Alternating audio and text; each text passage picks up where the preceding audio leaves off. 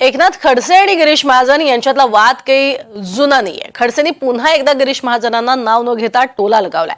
नाशिकचे पालकमंत्री द्या म्हणून काही जण लाचारी करतायत असं खडसेंनी महाजनांना म्हटलंय। तर दुसरीकडे जळगाव जिल्ह्यातील मेगा रिचार्ज प्रकल्पावरनं एकनाथ खडसेंनी फडणवीस सरकारचं कौतुकही केलंय।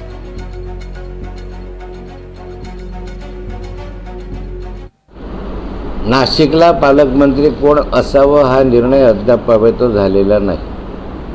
मला पालकमंत्री करा अशी लाचारपणे आणि लोचटपणे मागणी काही मंत्री करत आहेत। कशासाठी हवं मला पालकमंत्रीपद?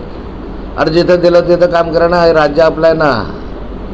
पण खास काहीतरी कारणासाठी मला पालकमंत्रीपद केलं पाहिजे ही भूमिका काही मंत्र्यांची दिसते आहे। आणि त्यांच्या या लाचारीमुळे, हा तर लाचारीच आहे की नाही एक प्रकारे, मला करा म्हणा।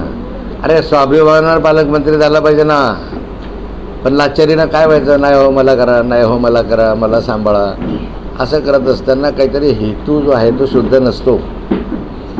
आणि त्यामुळे कुंभमेळ्याचे कामं काही रखडलेले दिसतात। पण पालकमंत्री असला म्हणजेच कुंभमेळ्याचे कामं केले पाहिजे असं नाही।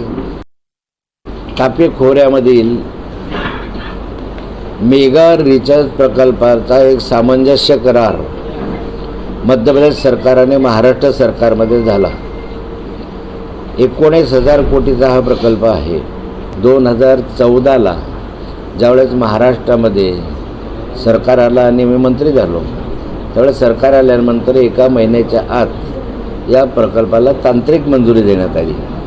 आणि महाराष्ट्राचे मुख्यमंत्री देवेंद्र फडणवीस आणि मध्य प्रदेशचे मुख्यमंत्री याच्यामध्ये सामंजस्य करार झाला।